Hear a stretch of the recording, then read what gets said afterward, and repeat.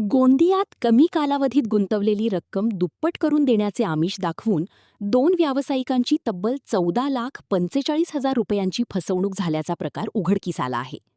CSR प्रोजेक्टमध्ये गुंतवणूक केल्यास मोठा नफा मिळेल असे सांगून आरोपींनी ही फसवणूक केल्याचा आरोप आहे. तक्रारदार मोहम्मद इर्शाद कंडुरेवाला आणि त्यांचे मित्र लिलेश्वर बहेकार यांच्याकडून फेब्रुवारी 2024 मध्ये विविध खात्यांमध्ये एकूण 14,45,000 रुपये जमा करून घेण्यात आले. काही महिन्यांत रक्कम दुप्पट करून देण्याचे आश्वासन देण्यात आले होते. मात्र पैसे परत न करता आरोपींकडून टाळाटाळ करण्यात आली. तसेच दिलेले धनादेशही बाउन्स झाले. फसवणूक झाल्याचे लक्षात आल्यानंतर गोंदिया शहर पोलीस ठाण्यात तक्रार दाखल करण्यात आली. या प्रकरणी गोंदिया शहर पोलिसांनी BNS कलम 318(4) आणि 3(5) अंतर्गत गुन्हा दाखल केला आहे. एका आरोपीला अटक करण्यात आली असून दुसरा आरोपी सध्या भंडारा कारागृहात असल्याने त्याला ताब्यात घेण्याची प्रक्रिया सुरू आहे.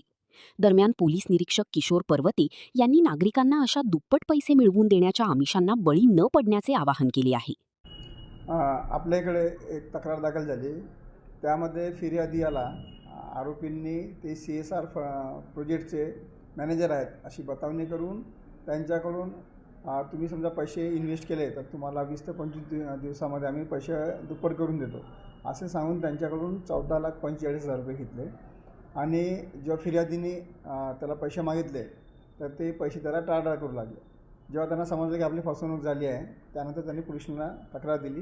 त्यामध्ये एक आरोपी अटक आहे आणि दुसरा आरोपीचा तो भंडारा जेलमध्ये आहे. त्याला आपण सध्या आता ताब्यात घेण्यासाठी प्रोसेस सुरू आहे.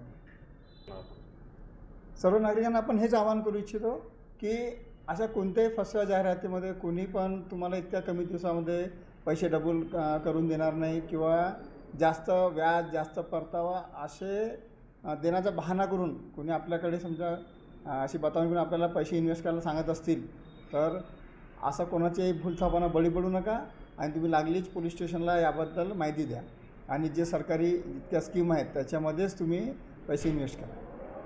Sunil Kawale, the sting operation news, Gondia. The sting operation news, सत्याचे दुसरे नाव, अन्यायावर लेख